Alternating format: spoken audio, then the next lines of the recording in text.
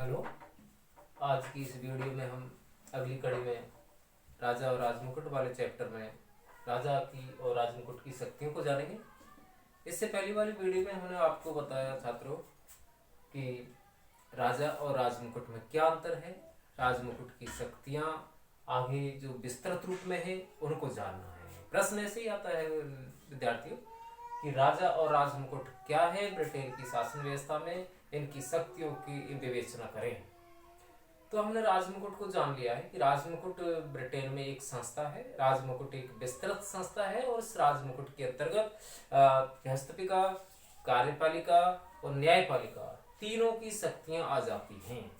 अब उन्हीं को हमें यहाँ विस्तृत रूप में जानना है कि जो राजमुकुट है, क्राउन है, उस क्राउन के पास व्यापक शक्तियां हैं और उस क्राउन में हम बात कर रहे हैं कि लॉर्ड सभा भी है और इसके अलावा आपकी कार्यपालिका का जो रूप है, कार्यपालिका में पूरा मंत्रिमंडल है, प्रधानमंत्री है, इसके अलावा उसकी धार्मिक शक्ति भी इसी में शामिल है और इसकी न्यायिक शक्तियां भी उसी के अंतर्गत शामिल की गई हैं। तो राजमुकुट एक विस्तृत रूप रहा है। राजमुकुट को हम संक्षेप में नहीं ले रहे हैं, ब्रिटेन की शासन व्यवस्था में इसका बड़ा भारी महत्व बना हुआ है। उसी कड़ी में हम सबसे पहले आपको राजमुकुट के बारे में बता रहे हैं कि राजमुकुट की जो तीन तरह की शक्ति यहाँ देखने को मिल रही है। आपको पता है सरकार के तीन अंग होते हैं, व्यवस्थापिका, कार्यपालिका और न्यायपालिका।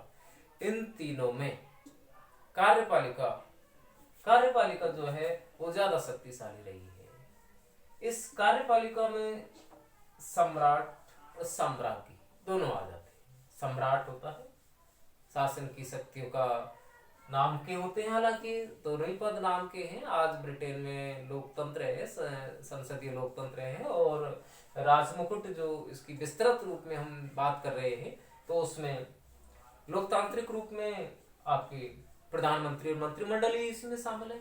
तो यहाँ हमें ये चीज देखनी है कि कार्यपालिका के रूप में राजमुकुट कौन कौन से काम करता है। जब राजमुकुट में हम देख रहे हैं प्रधानमंत्री भी इसमें आ गया, पूरी मंत्रिमंडल इसमें आ गई, न्यायपालिका इसमें आ गई, कार्यपालिका के अन्य इसमें मंत्रीगण आ गए और इसमें संसद के दोनों सदन आ गए। तो ये एक व्यापक संस्था हो गई और उन्हीं को हमें जानना है कि कौन कौन सी शक्ति राजमुकुट के रूप में कार्य देखने को मिलती है, राजमुकुट के रूप में है। तो हम बात कर रहे हैं कि कानून की क्रियान्विति करती है कार्यपालिका, सरकार में व्यवस्थापिका, संसद तो कानून बनाती है, कार्यपालिका उनको लागू करती है आपको पता है, और न्यायपालिका न्याय करती है। तो ये तीन चीज आप अच्छी तरीका से जानते हैं।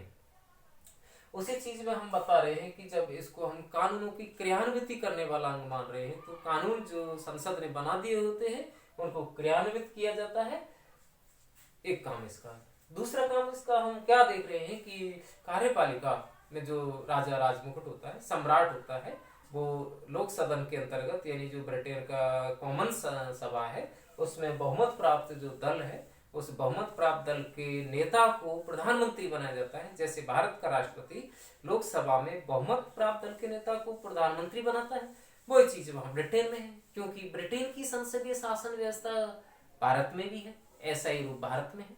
तो ब्रिटेन में जो संसदीय शासन है उसमें हम क्या देख रहे हैं कि जो वह लोक सदन है, लोक सदन यानी कॉमन सभा है, उसमें जो बहुमत जिस भी पार्टी को मिलेगा उस बहुमत प्राप्त दल के नेता को ही राजा के द्वारा क्या बनाया जाएगा, प्रधानमंत्री बनाया जाएगा।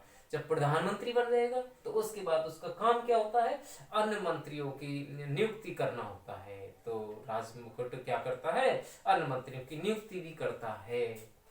अब इसके बाद जैसे अपने भारत का राष्ट्रपति बहुत सारे पदाधिकारियों की नियुक्ति करता है। यहाँ आरपीएससी की जैसे हम बात कर रहे हैं कि यूपीएससी है, इसके अलावा जो जिसको हम कहें कि लोक सेवा आयोग है, इसके अलावा निर्वाचन आयोग है, इसके अलावा मुख्य न्यायाधीश है, देश का राजदूत है, न्यायाधीश है, इन सब की नियुक्ति राष्ट्रपति करता है अपने देश में। ऐसे ही वहां कार्यपालिका के रूप में इसकी भी शक्तियां हैं। तो कौन सी शक्ति है, कार्यपालिका के रूप में शक्ति है कि वह उच्च अधिकारियों की नियुक्ति करता है। जैसे हमें बताया था उच्च अधिकारी में न्यायाधीश भी होते हैं और निर्वाचन के अधिकारी भी होते हैं, अध्यक्ष भी होते हैं विभिन्न समितियों के, उन सब की नियुक्ति ये करता है। इसके अलावा वो विदेशों में राजदूत होते हैं, आपको पता है। कार्यपालिका का काम क्या है, विदेश नीति का संचालन भी करना होता है, और इसके लिए कार्यपालिका क्या करती है, दूसरे देशों में, पड़ोसी देशों में राजदूतों की नियुक्ति करती है, वाणिज्य दूतों की नियुक्ति करती है। और आगे हम बात कर रहे हैं कि कार्यपालिका के रूप में सम्राट जो होता है वो युद्ध की भी घोषणा करता है। आवश्यकता होती है, आपातकालीन स्थिति में युद्ध की भी घोषणा करनी होती है, तो ऐसा करने का काम भी राजमुकुट का ही रहा है। आगे हम बात कर रहे हैं कि जब भी किसी को क्षमा करना होता है, किसी अपराधी के दंड को कम करना होता है, तो वहां इसको क्षमा करने की भी शक्ति है। आगे हम बात कर रहे हैं कि ब्रिटेन एक छोटा देश है, आपको पता है। ब्रिटेन में वहां जो स्थानीय सरकार है, स्थानीय सरकार संविधान से अपनी शक्ति नहीं लेती है बच्चों। वहां स्थानीय सरकार शासन की जो शक्तियां हैं वो स्थानीय स्तर पर कहां से ली जाती हैं, केंद्र सरकार से ली जाती हैं, ना कि संविधान से।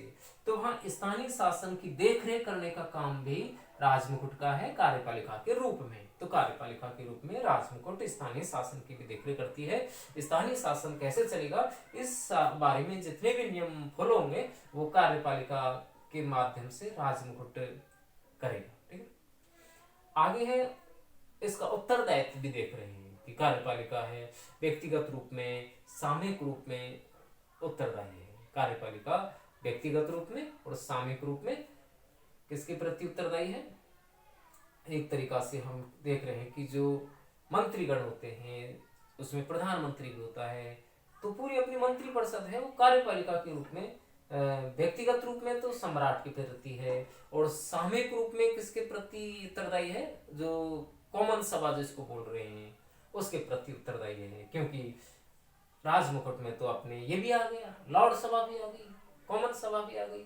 तो ये सब हम बात कर रहे हैं कि ये उत्तरदायित्व की भी भावना लिए हुए है।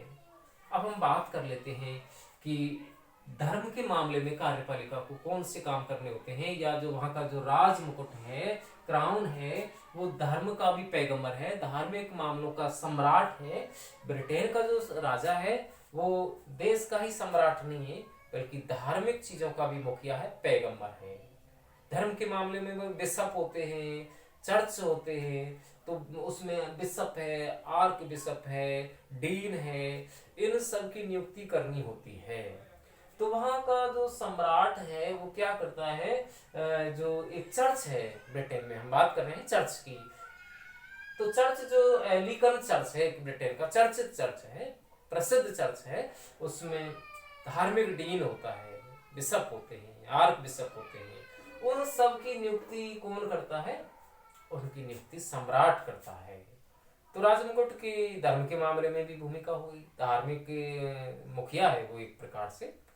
आगे हम बात कर लेते हैं कि जो सम्राट है वो बहुत सारी उपाधियां भी देता है, सम्मान का सूचक है, आपको पता है जो सम्राट है वहां का सम्मान का प्रतीक है, तो सम्मान का प्रतीक होने के नाते बहुत सारी उपाधियों को बांटता है, वितरण करता है।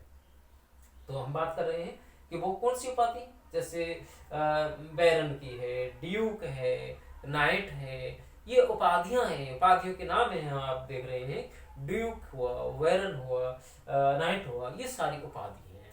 तो इन उपाधियों का जो वितरण किया जाता है वो सम्राट करता है, और सम्राट किसका भाग है, एक तरीका से राजमुकुट का ही भाग है। आगे हम बात कर लेते हैं कि यह है विदेश नीति का मुखिया है, इसके पास कोष जो होता है, देश का खजाना होता है, वो इसी के नियंत्रण में होता है, राजा जो सम्राट है उसके नियंत्रण में है, तो ये मुखिया है उसका। और एक बात और भी अभी बाकी है यहाँ पर, वो है न्यायपालिका के बाद व्यवस्थापिका के रूप में इसकी शक्ति है, कि व्यवस्थापिका के रूप में कौन कौन सी शक्तियों का प्रयोग करता है राजमुकुट। लॉर्ड सभा होती है, एक लॉर्ड सभा वहां का एक क्या है, यो मानो एक उच्च सदन है, जैसे अपने यहाँ उच्च सदन है अपना राज्यसभा, ऐसे ही ब्रिटेन में उच्च सदन है, उसका नाम है लॉर्ड सभा बोलते हैं उसको बच्चों, लॉर्ड सभा। उसमें जो आजीवन सदस्य होते हैं, कुछ निर्वाचित भी होते हैं, तो वो कहलाते हैं पीयर कहलाते हैं। क्या कहलाते हैं बच्चों, पीयर। पियर क्या है? ये लॉर्ड सभा के वो सदस्य हैं जिनकी नियुक्ति सम्राट करता है। कौन करता है? सम्राट। तो इनको कहते हैं पियर। क्या कहते हैं? पियर। ठीक है, तो यहाँ पियर के रूप में नियुक्ति की जाती है। ठीक है ना। आगे है लोक सदन के चुनाव की तिथि भी यही तय करता है, सम्राट तय करता है। और सम्राट किसका भाग है? सम्राट भाग है राजमुकुट का। तो इस राजमुकुट की शक्ति एक लोक सदन के चुनाव की तिथि घोषित करने में भी है। जब भी लोक सदन जो होता है, कॉमन सभा है, दूसरा सदन है, वहां व्यवस्थापिका के दो सदन है, एक तो लॉर्ड सभा है, एक और है, एक है कॉमन सभा। कॉमन सभा जिसको बोलते हैं लोक सदन, हिंदी में क्या बोलते हैं? लोक सदन। तो लोक सदन जो है, उस लोक सदन में ये अपना भाषण भी देता है। जब भी बैठक होती है, वार्षिक अधिवेशन होता है, उसमें पहली बार जब आमंत्रण करता है, ये भाषण देता है, तो उसमें ये क्या करता है? पहली बार अपना भाषण भी देता है। तो भाषण देने का काम है। इसके अलावा विधेयकों पर अपनी क्या है कि स्वीकृति देता है, सहमति देता है। जब भी कोई विधेयक लॉर्ड सभा से, कॉमन सभा से पारित होकर के सम्राट के पास जाएगा, तो सम्राट उस पर क्या करता है?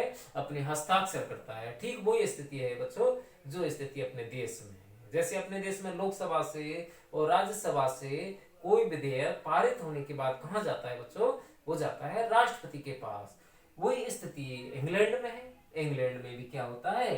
जब लोकसभा के रूप में जब कॉमन सभा विधेयक पारित कर देती है, और जैसे अपने यहाँ राज्यसभा है, राज्यसभा की तरह जब वहाँ लॉर्ड सभा विधेयक को पारित कर देती है, तो दोनों से पारित होकर के विधेयक जाता है सम्राट के पास, और सम्राट के जब उस पर हस्ताक्षर हो जाते हैं, तो फिर वो विधेयक कानून का रूप धारण कर लेता है। तो यहाँ हम क्या देख रहे हैं कि वो व्यवस्थापिका के मामले में, कानून निर्माण के मामले में भी शक्ति रखता है। तो कानून निर्माता भी मान रहे हैं उसको, कानून का निर्माता है, न्याय का पैगंबर है वो। एक तरीका से न्यायपालिका के रूप में भी इसके पास शक्तियां हैं। ब्रिटेन का जो सम्राट है, न्याय का भी मुखिया है। न्याय के रूप में वो न्यायाधीशों की नियुक्ति भी करता है, साथ ही साथ वो अपराधियों के जो दंड है उनको कम करता है, क्षमा करता है।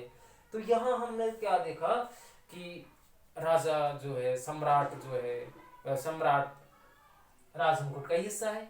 तो बहुत सारी शक्तियां हैं। सैद्धांतिक रूप में हम देख रहे हैं कि बहुत सारी शक्तियों का वो प्रयोग करता है। लेकिन एक चीज यहाँ आप क्या देख रहे हैं कि जैसा कि आपको पता है, जहां भी संसदीय शासन होता है, वहां की जो कार्यपालिका है वो दो तरह की होती है। एक तो नाम की कार्यपालिका होती है, एक होती है वास्तविक कार्यपालिका। तो ब्रिटेन में नाम की या नाम मात्र की कार्यपालिका जो है, औपचारिक फॉर्मल रूप में जो है, उसका प्रयोग वहां सम्राट करता है, साम्राज्ञी करती है। जैसे कि अब आपको पता होना चाहिए, ब्रिटेन में जो वर्तमान में साम्राज्ञी है, महारानी है जो ब्रिटेन की, वो है एलिजाबेथ द्वितीय। ठीक है, तो एलिजाबेथ द्वितीय नहीं मालूम हो तो ये जान लें, ब्रिटेन की वर्तमान में महारानी है। ठीक है, तो ये भी पता है कि महारानी का पद जो है वो वंशानुगत है, पैतृक है। ठीक है, तो यहाँ बहुत सारी शक्तियां देखने को मिल रही हैं। सम्राट और साम्राज्ञी हैं, वो तो नाम के हैं। वास्तविक शक्तियों का जो प्रयोग किया जाता है, यानी उनके पास जो भी शक्तियां हैं, उन सब शक्तियों का प्रयोग वहां प्रधानमंत्री और मंत्रिमंडल के द्वारा किया जाता है। वैसे ही किया जाता है जैसे कि अपने देश में राष्ट्रपति की शक्तियों का प्रयोग प्रधानमंत्री और मंत्रिपरिषद करती है। ऐसे ही ब्रिटेन के अंदर कार्यपालिका की जितनी भी शक्तियां हैं, सम्राट के अंदर, साम्राज्ञी के पास, उन सब का प्रयोग प्रधानमंत्री और मंत्रिमंडल करता है। इस तरीका से बच्चों हमने आपको सम्राट के रूप में राजमुकुट की शक्तियों को बताया, उसकी धार्मिक शक्तियों को भी जाना, उसकी न्यायिक शक्तियों को भी जाना, उसकी कार्यपालिका शक्तियों को भी जाना। तो यहाँ हम एक बार उसकी मोटी रूपरेखा फिर देख रहे हैं। शासन में कानूनों की क्रियान्विति होती है, कार्यपालिका करती है, कार्यपालिका में ही आपका राजमुकुट आ जाता है। ये सम्राट उपाधियां देता है। तो ये सारी उपाधियां जितनी भी दी जाती हैं महत्वपूर्ण व्यक्तियों को, प्रमुख पदाधिकारियों को, वो सब का वितरण इसको करना होता है। धार्मिक पैगंबर है एक एलिकन चर्च है उसका ये क्या है, जो मानो उसके जो मुखिया की नियुक्ति यही करता है। एक चीज और भी है कि देखो, जब भी चर्च का कोई वार्षिक बैठक होती है, अधिवेशन होता है, उस वार्षिक अधिवेशन में क्या है कि जो विधेयक पारित होगा, तो वो विधेयक जैसे संसद में पारित होता है और राष्ट्र जैसे वहां सम्राट के पास हस्ताक्षर के लिए जाता है, ऐसे ही चर्च में विधेयक पारित होकर के वहां के सम्राट के पास जाएगा और सम्राट के जब हस्ताक्षर हो जाएंगे तो वो कोई धार्मिक कानून बनेगा। तो धर्म के मामले में वो काफी शक्ति रखता है। तो यहाँ आपको हमने ये सारी चीजें क्लियर की हैं कि राजा राजमुकुट कार्यपालिका का भाग है और कार्यपालिका किसका हिस्सा है, राजमुकुट का हिस्सा है। तो ये सब राजमुकुट की शक्ति हो गई, न्यायिक शक्ति, धार्मिक शक्ति, विधायी शक्ति। तो इसी के साथ यहाँ चैप्टर पूरा होता है। आगे